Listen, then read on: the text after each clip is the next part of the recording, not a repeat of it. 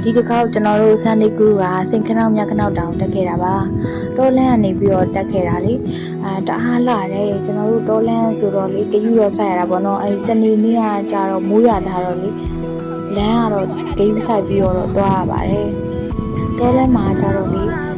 ဒီလိုမျိုးမြင်ကွင်းတွေပေါ့နော်ဒီလိုမျိုးမြင်ကွင်းမြင်ကျင်တယ်ဆိုတော့တောလန်းကတက်တာတအားလာပါတယ်အမောကိုပြေးသွားတာပဲဟိုးအောက်မှာမြင်နေရတာမန်းလေးမျိုးကြီးနော်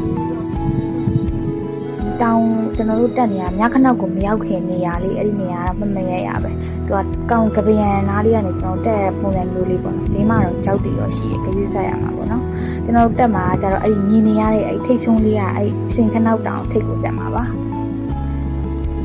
ကျွန်တော်တို့မြခနောက်တောင်ကိုရောက်ပြီပေါ့နော်မြခနောက်တောင်ကနေဆက်သွားတယ်ဆိုလို့ရှိရင်အဲ့ဒီမှာကဘုန်းကြီးကျောင်းလေးတစ်ကျောင်းဘုန်းကြီးကျောင်းကလက်ဖို့ကျေးရွာပေါ့နော်ရွှေခနောက်တောင်လို့ရေးထားပါတယ်အဲ့ဒီကနေပြီးတော့မှစင်ခနောက်တောင်ထက်သွားမှာပေါ့နော်ဒါတော့စင်ခနောက်တောင်ကျွန်တော်တို့အပေါ်ကနေပြီးတော့မြင်ရတဲ့မြင်ကွင်းပေါ့အဲ့ဒီလွင်ပြားလွင်ပြေးမဟုတ်ဘူးနော်တကယ်ကတောင်တန်းကြီးကြည့်ပဲ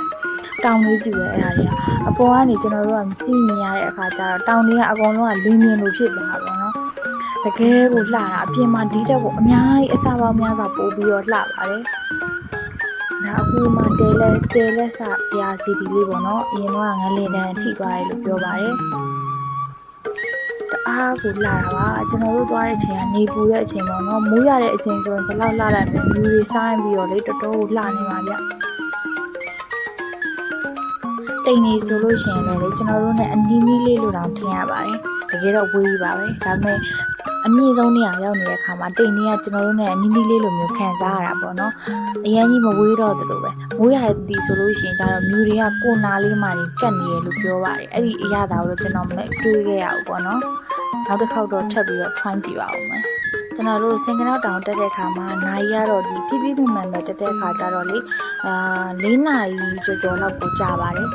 ဒီအပေါ်ကိုဘုန်းကြီးကျောင်းစီရောက်ပြီးတော့မှကျွန်တော်ပြန်ဆင်းတဲ့အခါကျတော့လေ2နာရီ3နာရီလောက်တော့ကြာမယ်ထင်တယ်ဒီတစ်ခေါက်ကတော်တော်ကိုဟိုပါပေါ့နော်ဒီချေလမ်းလျှောက်ရတာအမုန်းကိုလမ်းလျှောက်လိုက်ရတာပေါ့နော်ဒါပေမဲ့ကျွန်တော်တို့တွင်မနဲ့တက်တယ်တက်ပြီးလို့ရှိရင်ကိုလိုချင်တဲ့ပန်းနံကိုရောက်သွားတဲ့အခါမှာ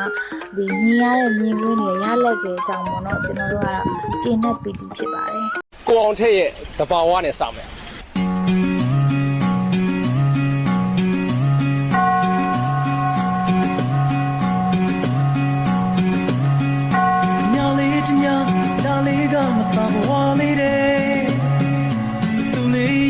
ဘသူလဲမေးတာမမေးပါနဲ့ကတားလေးနဲ့ဆိုညီတဲ့ခါအိုးချင်တယ်